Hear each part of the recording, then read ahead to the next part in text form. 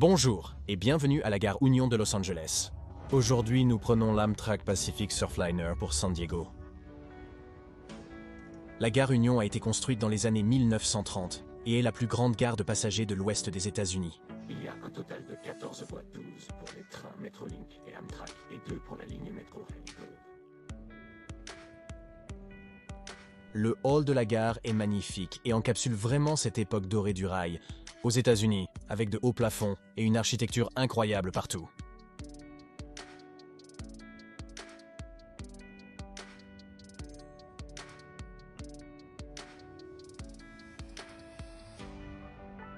La gare est le principal nœud pour tous les services Metrolink sauf la ligne Inland Empire Orange County, et aussi pour plusieurs services Amtrak, Pacific Surfliner, Coast Starlight, Southwest Chief, Sunset Limited et Texas Eagle. Dans les semaines à venir, je ferai une visite détaillée de la gare et de ses commodités.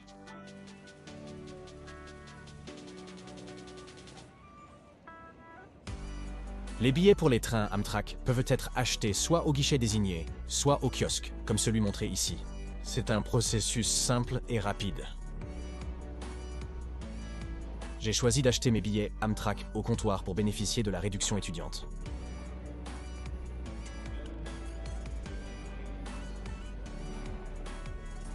Un tunnel relie toutes les plateformes de la gare Union, y compris la plateforme 10B où mon train, le numéro 564, est stationné.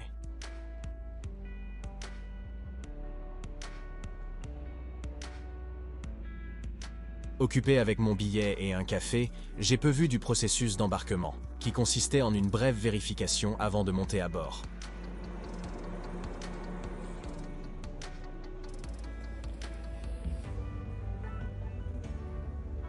J'ai payé pour un billet en classe économique, mais en montant, j'ai vu que la voiture avait une configuration de classe affaires pour cette route, avec des sièges larges et beaucoup d'espace pour les jambes. Les sièges en classe affaires sur Amtrak sont spacieux et larges, bien que je n'ai pas de chiffre précis sur l'inclinaison ou la largeur. Chaque siège dispose d'un repose-pied qui se déplie du siège devant, ce qui rend le voyage un peu plus confortable.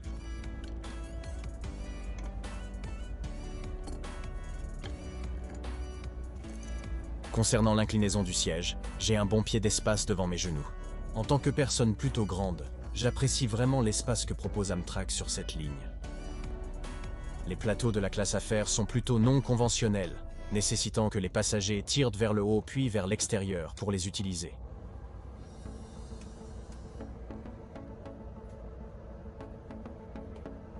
La poche du dossier du siège derrière la table ne contenait qu'une carte d'information.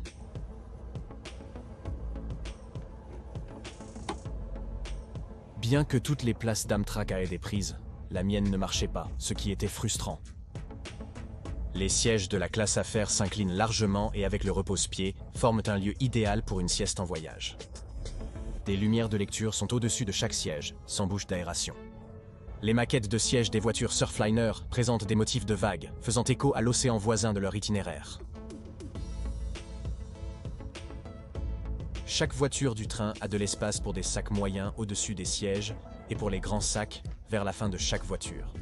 Il y a un affichage à matrice de points à la fin de chaque voiture, qui au lieu de montrer des informations de destination, a simplement indiqué Amtrak pendant tout le voyage. Notez qu'il n'y a pas de place réservée. Arrivez tôt pour les meilleures places. Comme dit auparavant, la gare Union est le hub principal pour les Metrolink. Je vais bientôt prendre le Metrolink pour Tustin, alors abonnez-vous pour ne pas manquer ça. Quelques minutes après notre heure de départ prévue à 7h02, notre train quitte la gare et commence le voyage de 3 heures jusqu'à San Diego. En quittant la gare Union, examinons quelques statistiques de notre train. Je prends le Amtrak Pacific Surfliner ce matin, conduit par la locomotive Siemens SC44, chargé numéro 564, 2122. Chaque SC44 chargé est alimenté par un moteur à 4 temps QSK 95 à 16 cylindres, produisant 4400 chevaux, d'où le nombre 44 dans le nom. Les SC44 sont classés pour une vitesse de 125 mph, mais limitée à 90 mph sur cet itinéraire en raison des restrictions de vitesse des voitures Surfliner. Voici un exemple de cette vitesse max.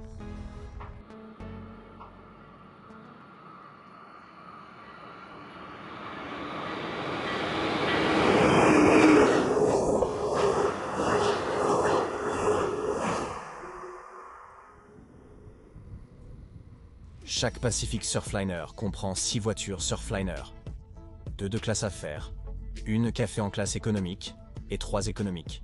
Le train 564 fonctionne avec 3 voitures de classe affaires et 2 voitures de classe économique, au lieu de la configuration habituelle, 2-3 affaires économiques. C'est l'heure de visiter le train. Les Surfliners, des voitures à 2 niveaux similaires aux Superliners d'Amtrak pour les trajets longue distance, ont été spécialement conçus pour les trains San Joaquin et Pacific Surfliner en Californie. Les voitures Superliner ont 2 portes par côté, au lieu d'une sur les Superliners. Chaque voiture a plus de sièges et un WC accessible au niveau inférieur. Les sièges supplémentaires, en disposition 2x1, sont principalement pour les handicapés. Les sièges accessibles, spacieux, ont une tablette qui se déploie du mur comme en classe affaires.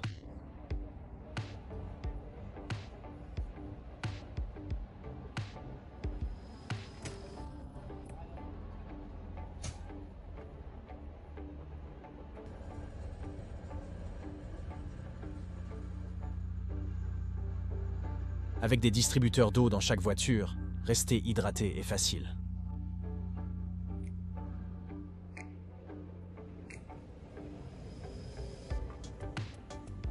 Les portes entre les voitures sur les voitures Surf et Superliner sont actionnées par un bouton pouce-là et peuvent être ouvertes en utilisant soit les mains, soit les pieds. La prochaine voiture sur le train était une voiture standard, ou vraiment ce que mon billet avait payé. Le siège est nettement moins luxueux que la classe affaires. Les accoudoirs rembourrés se replient pour une entrée et sortie aisée. En vous asseyant, vous notez tout de suite la différence d'espace pour les jambes comparée à la classe affaires. Je n'ai que quelques centimètres entre moi et le siège devant. Chaque siège a un petit repose-pied fonctionnel, mais il n'offre pas le soutien du plus grand en classe affaires. Chaque siège possède une poche au dos plus accessible qu'en classe affaires. Un avantage pour la classe économique. La tablette se rabat depuis le dos du siège et ressemble beaucoup à ce que vous pourriez trouver dans un avion. J'aurais été content de rester ici pendant tout le voyage, mais je suis vraiment reconnaissant d'être en classe affaires. Jetons maintenant un coup d'œil aux toilettes accessibles en bas. La porte est massive, permettant un accès facile aux personnes handicapées, bien qu'elle nécessite un peu de force pour se fermer. Globalement, la salle de bain était propre avec beaucoup d'espace pour circuler. Nombreux mouchoirs et serviettes en papier, lavabo et sèche-mains fonctionnels. Belle salle de bain dans l'ensemble.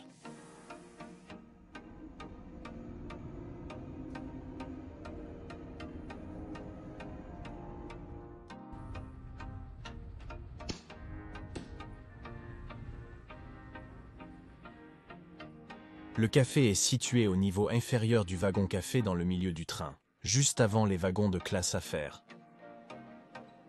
Normalement, on peut s'asseoir aux tables du café pour admirer le paysage en buvant, mais elles sont fermées à cause de la pandémie. Espérons une réouverture prochaine. Le café offre un petit buffet proposant une large gamme de collations, boissons et plats, plus conséquents à un prix abordable.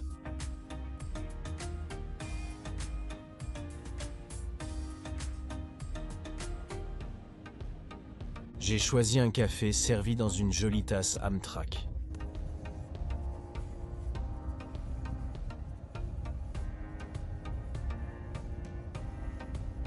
Si vous achetez beaucoup de collations, Amtrak fournit des boîtes pliables pour faciliter leur transport. Maintenant, le plus grand attrait du Pacific Surfliner sont les vues sur l'océan que cette route offre. Le chemin de fer longe la côte de Californie et à certains endroits se rapproche à quelques mètres de l'océan, offrant des vues spectaculaires sur le Pacifique.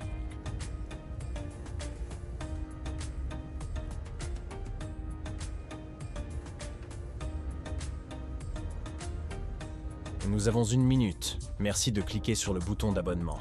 C'est gratuit et soutient vraiment ma chaîne et mon contenu. Oh, et cliquez sur l'icône de cloche pour toujours recevoir nos rapports de voyage. Merci.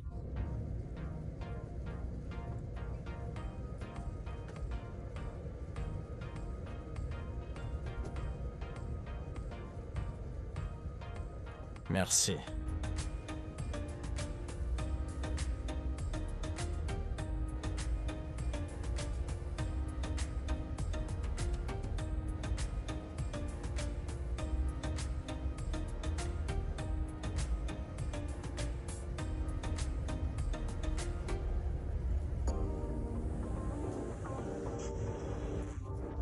Entre Ella et San Diego se trouve Oceanside, qui sert de connexion entre les services de navette Metrolink et Coaster.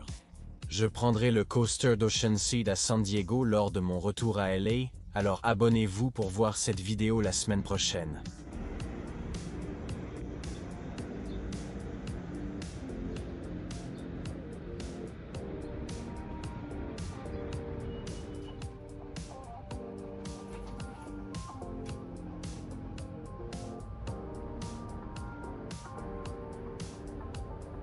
Merci.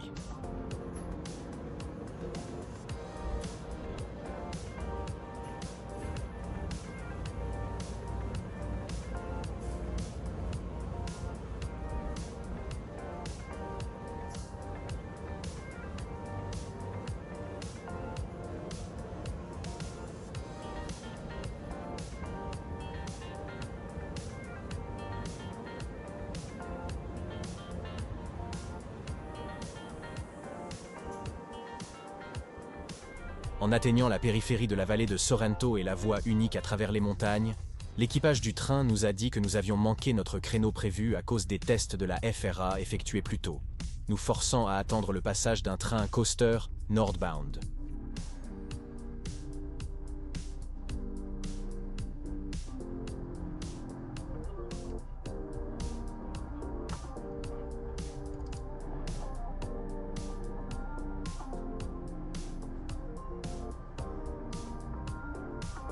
Après le train, nous avons franchi les montagnes pour arriver sans encombre à San Diego.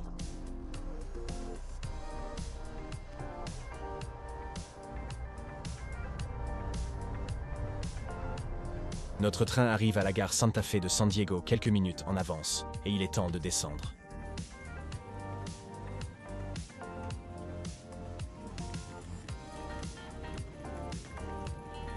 La gare de Santa Fe sert de terminus le plus au sud pour les trains Amtrak Pacific Surfliner et Coaster, ainsi que d'un arrêt sur la ligne de tramway verte de San Diego. Je ferai une visite plus approfondie de la gare de Santa Fe plus tard cette semaine, alors restez à l'écoute pour sa sortie. Je n'ai pas eu l'occasion à Los Angeles, mais c'est le moment d'explorer ce train et d'admirer l'incroyable SC-44 qui nous a conduits ici. Ces locomotives sont vraiment impressionnantes, avec une stature dominante et un design audacieux. Je souhaite vraiment qu'elle soit un peu plus aérodynamique, comme le SCB-40 utilisé par Brightline, ou l'ALC-42 qui remplacera le P-42DC dans les années à venir. Cela termine le rapport de voyage du jour. La semaine prochaine, je prendrai le train de banlieue Coaster jusqu'à Oceanside en rentrant à LA. Pour être notifié des nouvelles vidéos, veuillez vous abonner. C'est gratuit et soutient vraiment ma chaîne et mon contenu. Je souhaite continuer cela aussi longtemps que possible, et votre aide me le permet. Quoi qu'il en soit, c'est tout pour aujourd'hui. Merci d'être venu avec moi. À la prochaine.